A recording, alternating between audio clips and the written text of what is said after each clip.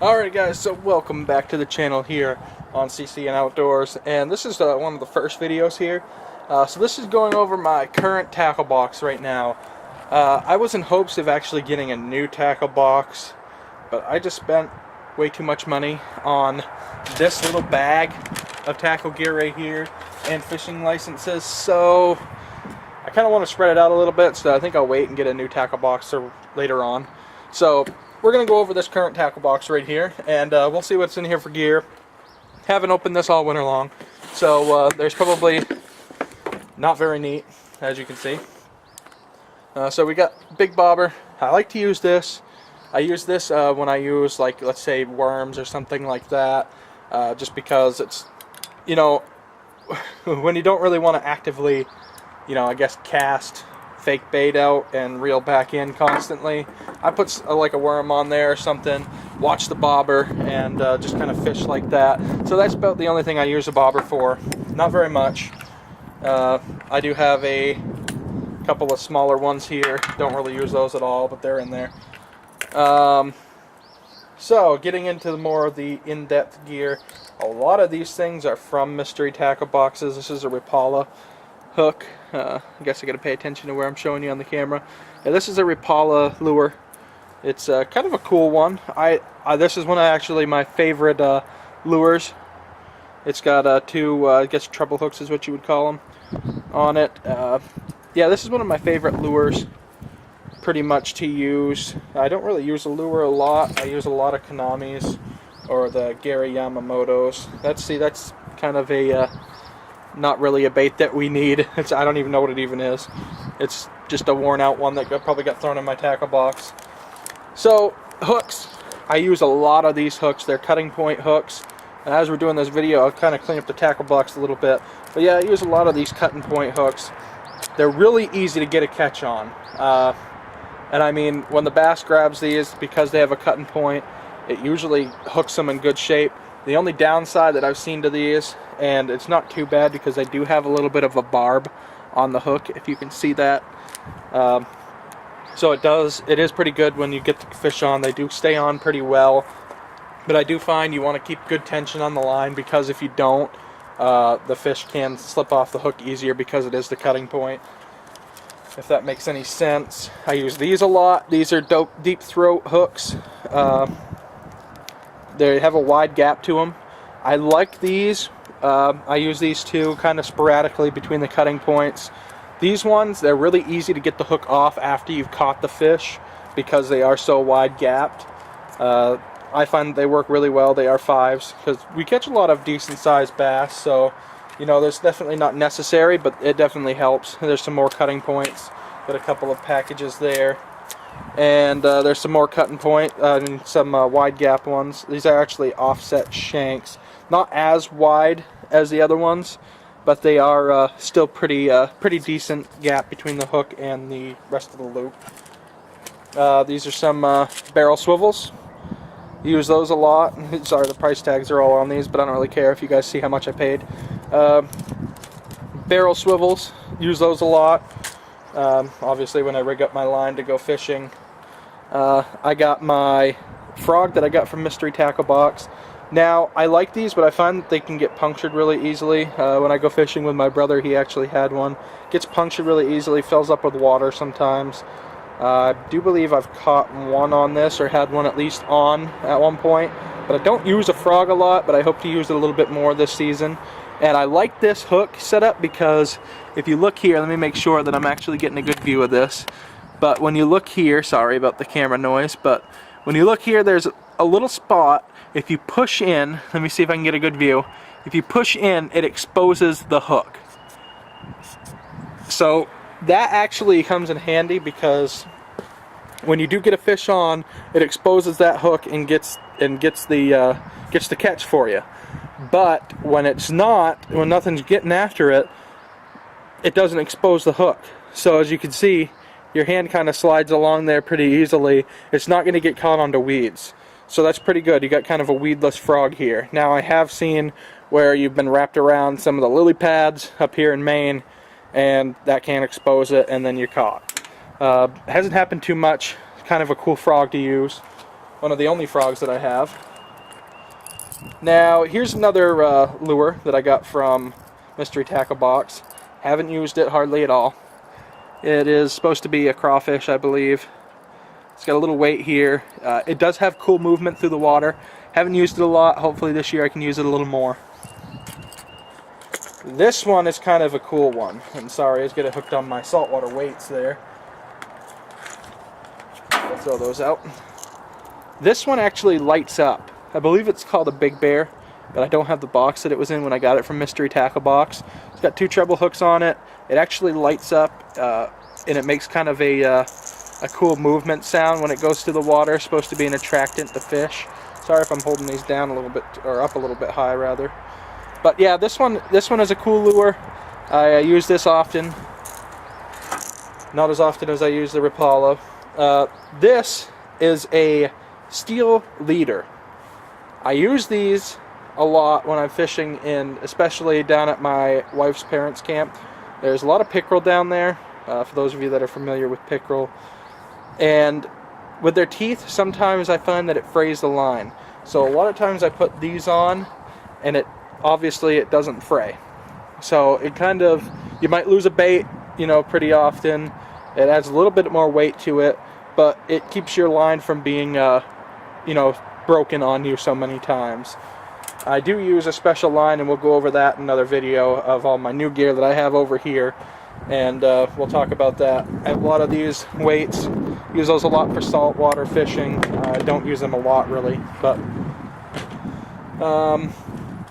I got a couple of, this one's fairly new, haven't used it a lot. This is what we call spinnerbait. I find that it works pretty well. It used to be all the rave, but I normally stick to a Konami 90% of the time, but these spinnerbaits I guess work pretty good. Hope to try that out a little bit more this year. Some more barrel swivels I found in here. These are actually hooks with a built-in steel lead to them, so I'm sure we'll be using those a couple of times. Not very often though. A couple of old rusty hooks. I'm going to get rid of those actually. We don't really need those in the tackle box. This, I believe, I'm not actually sure what these are. These are X blades. Hooked through the centerpiece of the rubber connector. So I think you hook these to a regular rig, and they add a little bit more shine to them. It says take your game to the next level. Haven't used them, that's why they're still in the package. That's really why I still have them and they haven't been lost. So we'll see if we can use those a little bit more often. We'll hold on to them. But we'll go ahead and clean out this tackle box a little bit. Alright, so we kind of got all the tackle box emptied out here. So I'd thrown a bunch of stuff, or taken it out of the view anyway. So we're going to go over some of the stuff that I'm putting back into the tackle box that are definitely good use for this year. And as long as you keep these bags sealed, they stay good for you. These are Gary Yamamoto's custom baits. They're what I call Konamis. Basically, they're the same thing. This is what I use 90% of the time. Now, you might have seen some of these laying around. What I do is I take one of my hooks, whether it be the cutting point or the wide deep throat ones. I put the worm on there, and then I put a rubber band around it. And this is something kind of my brother showed me for a trick. The Konamis have a tendency to breaking off when the fish gets on, and that little bit of rubber band sometimes is the difference between making sure you get your Konami back and not. Obviously you do lose a few, it's just natural to happen, but with that rubber band on there, sometimes you can save it and reassure the Konami on the hook and use it again, get another use out of it. Sometimes I've gone a whole day using a Konami, sometimes I can't go a whole day without losing, 4 or 5. But so yeah, these ones are definitely good. All kinds of different colors. I picked out about everything. I find in the springtime some of the brighter colors work better. In the fall, the darker colors work better. I'm not sure if there's any facts to back that up. That's just personal opinions, and that seems to be what happens when I fish. So I do have a bunch of them. I don't think it necessarily matters completely, but that's why I do have a bunch, so I try them all the time. Oh, another, get my bobber before it goes way up in there. Another mystery tackle box worm here, or I guess they're supposed to look like lizards. I haven't tried these. I will definitely try them out fishing a little bit here this season, so we'll have to see how those work. Now these ones, once again, these are more of the Konamis. These, I have not had as good a luck with anything else as I have with these. Does not matter what time of the season. I don't know if it's just the color or if it's just plain luck, but these ones I find are my standbys. If nothing else is working, I'll go back to these. Because I don't know if it's this lime green tip here and the rest of it being dark, but these work tremendously. Yeah, these are the Gary Yamamoto's. Like I said, they are dark green with a lime green tip on them. And like I said, I'm not sure if that holds any facts as to why that works the best, but those are the ones that I keep going back to. These ones I haven't tried too much. They're called sharpshooters. I don't know, they feel like they might be somewhat scented or something like that, or maybe have some flavor to them as to why they might attract better. But I haven't actually caught anything on these, so we'll have to try these out this season too, see how these work. Just another mystery tackle box grab. Some more Konamis. These ones are also very good. I find these are probably the second best ones that I've ever used, and they work pretty good at catching some bass. More Konamis. Sorry if you hear the dog in the background. These ones I find work pretty good too. Don't really have I guess a rate as to what I would give those, but they work pretty good. Got some more here. They're orange. Like I said, it's good to have variety. I'm not sure how to rate these ones as to how much they work as to not, but you know, it's good to have a good variety of them. Try them all out. This is another mystery tackle box grab here. This is called a Rage Blade, I believe. Now this one's kind of unique. I have fished with this one a couple of times. I have had a couple on. I don't think that I've ever brought one in, but I'm not sure on that, not 100%.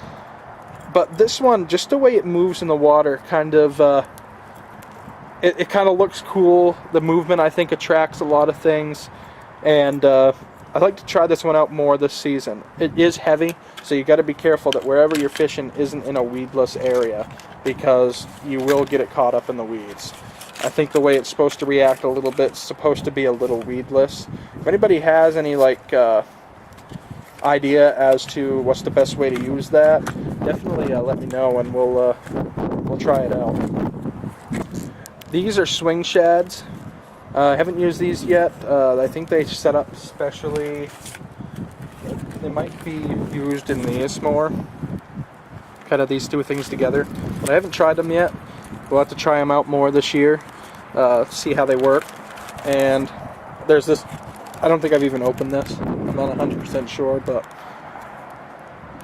it's kind of a cool setup. I'll have to try that out as well. These are some burner craw. I haven't used these yet either. So I'd like to try these out more this year. This is another mystery tackle box grab. So we'll have to see how those work. Once again, the frog that I showed you in the beginning, that's going down underneath too. This is the craw that I showed you before. That's going back into the tackle box. And then I got a bunch of snells. A bunch of smaller hooks ranging in size, just in case we need them for any special occasion. So those will make their way back in. Alright, so I'm going to load up the rest of this stuff to put in our tackle box.